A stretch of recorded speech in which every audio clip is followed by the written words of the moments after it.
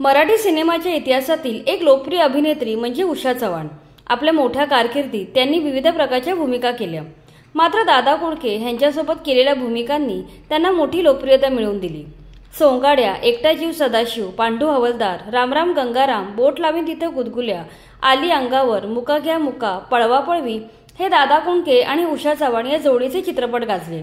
उषा चव्हाण यांनी स्वतःच्या अभिनयाने आणि नृत्यकलेने मराठी सिनेसृष्टी समृद्ध केली। आता त्यांचा नातू सुद्धा त्यांच्या पावलावर पाऊल ठेवून सिनेसृष्टी गाजवत आहे। उषा चव्हाण यांच्या नातवाचे नाव रोहित कडू देशमुख आहे। तो अभिनेता, निर्माता आणि उद्योजक अशा अनेक क्षेत्रात कार्यरत आहे। उषा चव्हाण यांचा उद्योजक मुलगा हृदयनाथ कडू देशमुख यांचा रोहित हा मुलगा आहे। रोहितला रोहन नावाचा धाकटा भाऊ असून तो सुद्धा अभिनय आणि मॉडेलिंग क्षेत्रात कार्यरत आहे। रोहित कडू देशमुख यांच्या अभिनय कारकिर्दीविषयी बोलायचे तर त्याने वाजवू का या सिनेमात बालकलाकार म्हणून काम केलं होतं, ज्यामध्ये त्याने उषा चव्हाण आणि दादा कोंडके यांच्या मुलाची भूमिका साकारली होती। या सिनेमादरम्यान दादा कोंडके यांचे लहानग्या रोहितवर प्रेम चढलं होतं। ते त्याला दत्तक घ्यायला उत्सुक होते।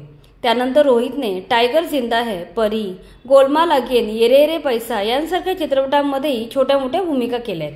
तसेच त्याने 1921, ब्लॅकमेल, 66 सदाशिव या चित्रपटांची निर्मिती केली। रोहित कडू देशमुख यांनी त्यांच्या आजी उषा चव्हाण यांच्या अभिनय चित्र या चित्रपट निर्मिती संस्थेचे CEO म्हणून पदभार स्वीकारला आहे। हे प्रोडक्शन हाऊस चित्रपट तसेच टीव्ही मालिका निर्मिती करते। अभिनय चित्राच्या माध्यमातून दर्जेदार मालिका आणि चित्रपट निर्मितीचा रोहित प्रयत्न करत आहे। अशा प्रकारे रोहित आपली आजी उषा चव्हाण यांच्या अभिनयाचा वारसा पुढे चालवतोय।